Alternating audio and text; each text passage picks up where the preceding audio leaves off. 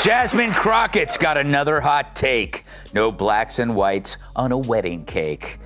The Democrats' new chosen one, Jasmine Crockett, is in the news again for an old clip where she attacked Florida Rep. Byron Donalds for marrying a white woman. Roll it, Bertha. It started like a familiar story, one of promise, ambition, and purpose. Jasmine Crockett, once hailed as a fierce civil rights attorney in Texas, entered the political arena with the kind of fire that made headlines before she ever touched a microphone in Congress. She wasn't just another freshman representative. She was marketed as the new voice of the voiceless, a bold disruptor with courtroom grit and community roots. Her supporters saw her as a fighter who would storm Capitol Hill with legal brilliance and unapologetic truth-telling. Early on, there were signs that she wasn't afraid to push boundaries. Crockett's speeches on racial justice, police reform, and economic inequality resonated across social media. She brought drama to policy, and at first, that drama felt like energy. She didn't wear the usual politician mask. She rolled in with hoop earrings, bold lipstick, and fierceness that made headlines. She quoted Beyoncé during House hearings, and delivered clapbacks with the rhythm of spoken word poetry. It was different, and it was working. In one viral clip shortly after taking office, she told a hostile witness, "You don't get to lie and hide behind your privilege. Not when the people I represent are dying from yours." That clip got millions of views. Supporters called it brave, critics called it theater, but everyone agreed Jasmine Crockett wasn't going to blend in. She was supposed to be the antidote to stale politics. Instead, she became a symptom of something else. Somewhere between the courtrooms of Texas and the halls of Congress, the mission blurred. Her sharp legal mind was still there, buried beneath the noise, but the noise kept getting louder. Soon, the performance began to eclipse the policy. The fire that once fueled substance started burning through it. That transformation didn't happen overnight. It crept in, tweet by tweet, headline by headline. The more Crockett leaned into her viral persona, the less she seemed to focus on the legislation itself. She wasn't debating, she was dominating airtime. What started as passion became provocation. What started as truth-telling became meme farming. And what started as potential slowly veered into parody. There's a moment every rising star faces, when the spotlight shifts, when applause turns into questions, when charisma alone stops being enough. Crockett's moment didn't come in the form of a scandal. It came as something subtler and more dangerous. Credibility erosion, dressed in glitter and punchlines. That's when Greg Gutfeld noticed. Not just the quotes or the style, but the shift, the chaos, the contradictions. And he wasn't the only one, because one particular comment from Crockett, buried in a heated rant, would light the fuse that turned her from rising Democrat to late-night target. It wasn't about policy, it was personal. And once it hit the airwaves, there was no turning back. It was just one sentence. A throwaway line, maybe, if you weren't paying attention. But in today's political arena, it only takes one spark to set the whole stage on fire. During a fiery exchange about race and politics, Jasmine Crockett turned her focus on fellow black Congressman Byron Donalds, a Republican from Florida, who had been gaining national attention for his vocal support of conservative values. Crockett didn't come after his policies or voting record. She went after something personal. Is it because you married a white woman, and you think they whitewashed you? The room stiffened, even through the screen. The silence hit like a gust of cold wind. The internet, of course, didn't stay silent for long. Within hours, the clip had been clipped, shared, dissected, and turned into a firestorm. Hashtags ignited. Commentators from both sides weighed in. Some rushed to defend her, saying she was exposing internalized bias. Others, including many within her own party, recoiled. It wasn't just controversial, it was cruel. That moment mattered not just for what it said, but what it revealed. There's a difference between calling out injustice and tearing down someone's personal life to make a political point. Crockett had crossed a line, whether she meant to or not. She opened a door that most politicians on both sides to keep shut. The private lives of their colleagues, especially when it comes to race, love, and marriage. For many Americans watching, it wasn't just about Byron Donalds. It was about every interracial couple who had ever been told their relationship was less black, less real, or somehow traitorous. It touched nerves that ran deep, far beyond party lines. Crockett didn't apologize. In fact, she doubled down. And that choice, that refusal to acknowledge the hurt, was what truly shifted the narrative. What once looked like righteous anger started to look like reckless aggression. What once felt like strength now carried a hint of cruelty. And that's when the floodgates opened. Critics who had stayed quiet began speaking out. Voters started asking harder questions. And late-night hosts, especially Greg Gutfeld, found their newest headline machine. Because once someone like Greg gets hold of a quote like that, it doesn't just disappear. It becomes material fuel for a takedown in Gutfeld. He wasn't about to waste it. In fact, that quote would be the centerpiece of one of his sharpest, most unfiltered segments ever. The courtroom calm was gone. The chaos was just beginning. And Gutfeld was already warming up. By the time the now infamous clip of Jasmine Crockett's comment about Byron Donalds and his interracial marriage made it to Greg Gutfeld's desk. The internet was already buzzing, but Gutfeld didn't just react, he went full throttle. That night on his show, something shifted. This wasn't his usual smirking monologue with a few clever jabs and a canned laugh track. No, this was different. This was Greg in what some fans now call beast mode. He opened with a pause, that signature moment of silence before the storm. Then, with a sly grin, he hit the gas. Line after line, joke after joke, every word sharpened like a scalpel. He didn't just poke fun, he dissected. Crockett's quote became the opening number in what felt like a Broadway roast. Equal parts comedy and critique. She doesn't need a podium, Greg said, leaning into the camera. She needs fog machines, backup dancers, and a reminder of what the hearing was actually about. The audience roared. And it wasn't just the punchlines that landed, it was the truth tucked inside them. He played back clips of Crockett's greatest hits, from her fiery takedowns to her off-tangents. He highlighted the irony. A politician so determined to be taken seriously, yet constantly undermining herself with drama that belonged more to a reality show than a House committee hearing. Gutfeld's genius wasn't in creating new controversies. It was in holding a mirror up to the ones already there. He showed how Crockett's words, when replayed in slow motion with nothing added or changed, spoke louder than any scripted attack ever could. And in that moment, something deeper came into focus. The lesson wasn't just about politics or media, it was about what happens when style overtakes substance, when a message becomes more about the moment than the meaning. Crockett had entered the national spotlight with fire, but under Gutfeld's lens, that fire looked less like passion, more like a flare distracting from the real conversation. Still, the most surprising part of that night wasn't the jokes, it was the reaction. Even some Democrats quietly, cautiously began nodding along, not because they agreed with Gutfeld on policy, but because they recognized the risk of turning Congress into a stage 4 viral one-liners, instead of meaningful leadership. But for Jasmine Crockett, that segment wasn't the end. If anything, it was the beginning of a new chapter, one where every word, every appearance, every offhand comment would be watched more closely than ever before. And it didn't take long for the next controversy to come barreling around the corner, because just as the dust from Gutfeld's roast was settling, Crockett said something else, something louder, something crueler. And this time, it wasn't aimed at another member of Congress, it was aimed at a man in a wheelchair. Are moments in politics when someone says something so jarring, so unexpected, that it silences even the loudest rooms. Jasmine Crockett had already stirred the waters with her swipe at Byron Donalds. But what came next hit a different nerve altogether. It happened during a live stream event where she was speaking to supporters in Texas. The mood was casual, almost playful. She leaned into the mic with a smirk and said, "Y'all know we got Governor Hot Wheels down there. Come on now." The crowd chuckled nervously. Then she added, "And the only thing hot about him is that he's a hot mess." That was the moment. She wasn't just making a jab at Texas Governor Greg Abbott's policies. She was mocking his disability. Abbott, who has used a wheelchair since a tragic accident in 1984, has long been a target of political criticism. But rarely, almost never has that criticism gone after his condition, and for good reason. There's an unspoken line in public discourse. Disability, regardless of politics, isn't meant to be weaponized. But in that instant, Crockett did exactly that.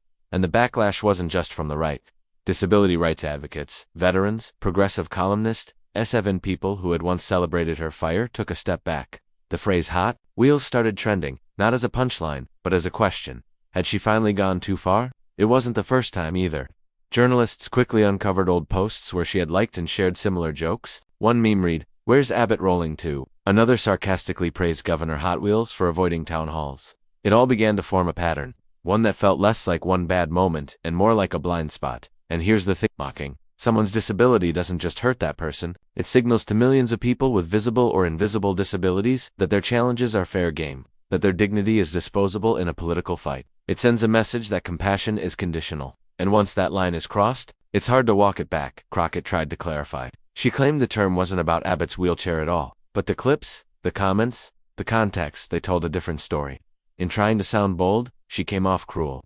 In trying to be edgy, she dulled her credibility. This was no longer about political difference. It was about basic decency. And as the controversy swirled, one thing became clear. Crockett's strength, her raw, unscripted authenticity was now becoming her greatest liability. The more she leaned into the spectacle, the more she risked alienating the very voters she once inspired. Still, even as the headlines condemned her words, Crockett didn't slow down. If anything, she got louder, more defiant. Her appearances in Congress became more theatrical, her speeches more chaotic. She wasn't retreating, she was doubling down. And for Greg Gutfeld, that was like tossing gasoline on a fire. Because while Crockett was busy turning hearings into performance art, Gutfeld was watching every move, waiting for the next show to begin. Somewhere along the way, Politics stopped sounding like policy and started looking more like primetime television. That shift didn't happen overnight. Crit crept in, disguised as passion, authenticity, and keeping it real. But over time, something changed. Debates started feeling like auditions. Hearings turned into stage plays, and in the middle of it, all stood Jasmine Crockett, mic in hand, ready for the spotlight. Crockett wasn't alone in this. A new generation of lawmakers left and right have learned that going viral often carries more weight than passing bills. But where others balance performance with substance, Crockett seems to lean all the way into the show. Her floor speeches are filled with cadence and camera awareness. Her wardrobe is deliberate. Her expressions are timed like punchlines, and her made for TikTok. Take the time she interrupted a budget hearing to launch into an off-topic monologue about historical trauma, hair politics, and oppression through posture. The chair tried to redirect her twice. The room shifted uncomfortably, but she kept going. It wasn't that the topic had no value, that it had no place in that moment. It wasn't policy. It was performance, and for her growing online fanbase, that's exactly the point. They don't tune in for legislative nuance. They come for the fireworks. The side-eye, the sass, the sense that someone's finally telling it like it is. Even if the IT in question has nothing to do with the bill on the table, it's easy to see why this works. In an era where attention is currency, Crockett has mastered the art of staying in the feed. Clips of her dressing down Republican colleagues rack up millions of views. Headlines highlight her latest mic drop moment. She trends, not for what she changes, but for how she performs. But here's where the danger creeps in. When politics becomes theater, the audience forgets to ask what the play is about. Crockett's rise reveals a deeper truth when drama replaces detail and flair overtakes fact. The very people, lawmakers, are supposed to help get left behind, because the job of a congresswoman isn't just to command the room. It's to understand the bill, to fight for laws, not just applause. And that's where the cracks start to show. Behind the glamour, the hashtags, and the viral reels, questions began to emerge. What is Crockett actually accomplishing? Who is she helping beyond herself? And is there a plan behind the performance or just the performance? Those questions were already swirling when another hearing brought them into sharp focus. Because in a room meant for lawmaking, Jasmine Crockett took the mic, and what followed felt less like legislation and more like stand-up comedy with a budget line. There's something strange that happens when Jasmine Crockett takes the mic. The room tightens. Staffers lean forward, cameras swivel. It's not just anticipation, it's preparation. Because when Crockett starts speaking, anything might happen, and usually does. One moment she'll be addressing a question about border policy. The next, she's weaving in stories of ancestral pain, microaggressions, and hair texture discrimination. It's not that the topics aren't real or worth discussing, it's that they rarely connect to the conversation at hand. Her speeches often feel like someone dropped a spoken word poem into a legal memo, and yet, people clap. That's the Crockett effect. Even when her points wander, even when her arguments fray at the edges, there's applause. From behind her, from online, from corners of the internet that don't care about legislative detail, but crave defiance, disruption, and dramatics. It's not always clear what she just said, but it felt powerful. And in the age of reels and retweets, feeling is often enough. There was one moment during a heated committee hearing where she compared Republican questioning to emotional colonization. No one really understood what it meant. The chairman blinked. The witnesses looked puzzled. But from the back of the room came a scattered round of applause, like people were clapping for a performance they couldn't explain, but didn't want to criticize. That's the other part of the Crockett effect. Confusion wrapped in confidence. When she speaks with such force, few are willing to raise a hand and say, "Wait, what does that actually mean?" Instead, they nod, they clap, they move on. The room becomes a theater of nervous affirmations. It's easy to laugh from the outside. Greg Gutfeld certainly did. He called it a Stockholm ovation, where people applaud because they're trapped in the noise. But inside the chambers, the effect is real. Crockett dominates airtime not by winning debates, but by overwhelming them. By turning every policy question into a dramatic monologue no one's quite prepared to follow, but no one dares to interrupt. And in that dynamic lies the lesson. The louder the delivery, the less scrutiny the message receives. When volume replaces clarity and style buries substance, truth becomes optional. That's not just Crockett's flaws, a growing trend in American politics, one that confuses performative passion with principled leadership. But there's one thing the Crockett effect can't cover forever. Results? Eventually, people stop clapping and start asking questions. What did that speech change? What bill did it move? Who did it help? And the moment those questions take center stage, the performance begins to wobble, which is exactly what happened. Next, when Crockett stepped into a committee hearing and delivered one of her most bewildering, off-track, and unintentionally comedic rants yet, a moment that had even Greg Gutfeld wondering if they were still inside a hearing room, more had somehow wandered into a sketch show. Jasmine Crockett doesn't argue in straight lines. She doesn't present facts, build a case, and walk you to a conclusion. Instead, she spins. she flips. She dances around points like they're sparks in a fireworks show, loud, colorful, and gone in a second. This has become her signature style. Bold entrances, sharp hand gestures, punchy metaphors, and a delivery so fast it often outruns the topic. Watching her speak is like watching a freestyle performance where the rhythm matters more than the message. There's energy, passion, even poetry, but when the lights dim, you're left wondering what the actual argument was. In one hearing, about education funding, Crockett started by asking a basic budget question. Within 90 seconds, she had veered into a story about generational trauma, Beyoncé lyrics, and how classroom seating arrangements reflect systemic oppression. Somewhere in the middle, the chairman tried to interrupt. She waved him off. The clock ticked. No follow-up question was answered, but the clip went viral.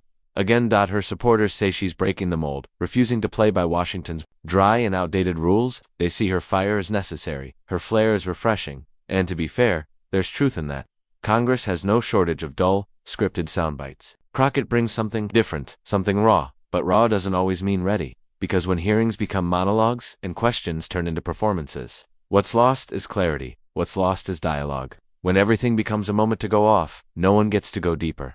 Greg Gutfeld described her style as verbal parkour, a leap from one buzzword to the next, dodging facts, skipping logic, and landing wherever the applause happens to be. He joked that if you dropped her speech into Microsoft Word, Clippy would pop up and ask, "Are you trying to make a point?" That kind of humor stings, because it's close to the truth. Crockett doesn't just speak, she emotes, she punctuates, she commands. But for all the glitter and fire, there's often very little policy underneath. And in a setting where laws are made, that absence matters. The bigger question is why it works.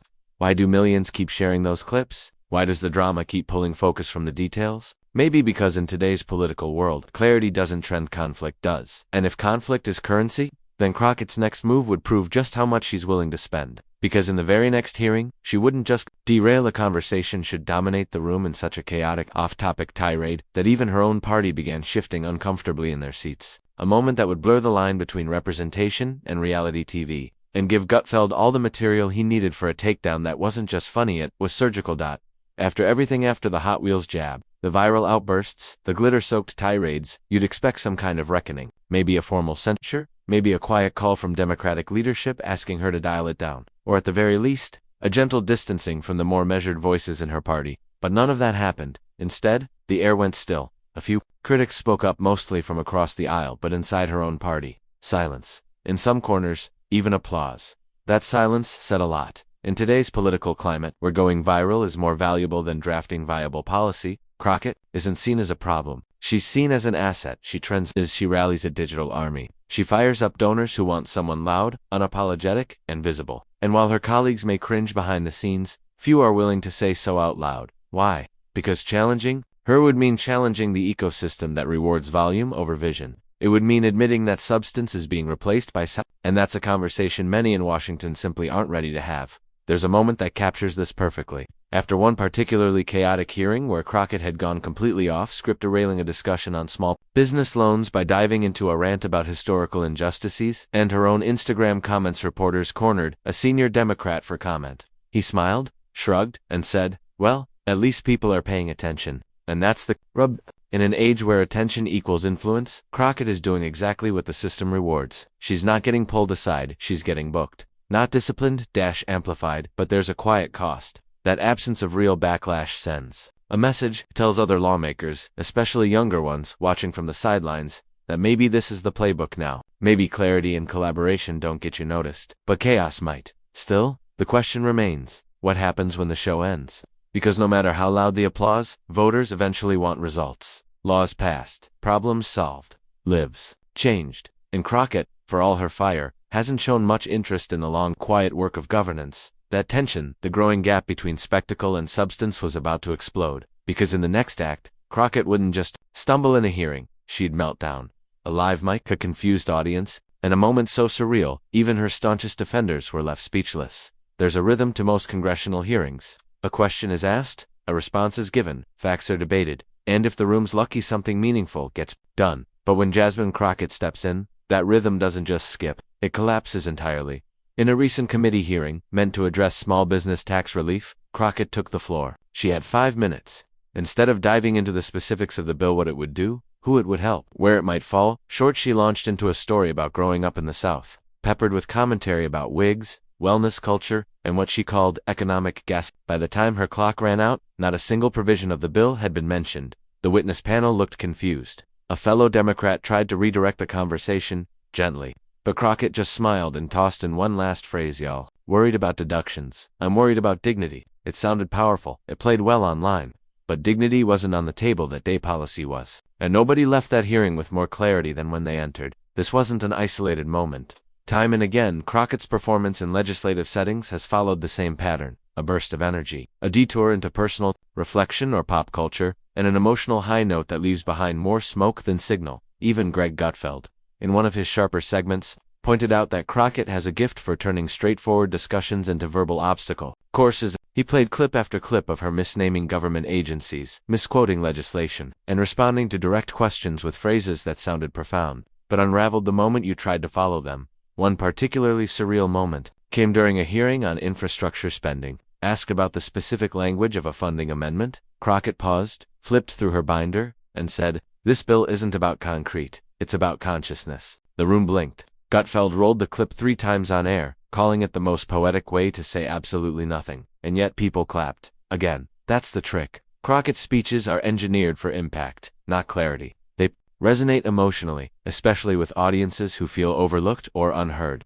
But emotional resonance, on its own, doesn't write laws. It doesn't build roads or fix taxes or protect civil rights. It's the difference between making noise and making change. That's where Crockett's leadership style runs into a wall. Because passion, no matter how genuine, can't substitute for preparation, and if lawmakers start to believe that powerful words matter more than careful policy, then the very purpose of public service starts to erode. The irony is that Crockett didn't start this way. She came into Congress with a background in law, a deep understanding of civil rights litigation, and the tools to lead with precision. But somewhere along the way, the camera became more important than the committee room, and the next moment would show just how far that shift had gone.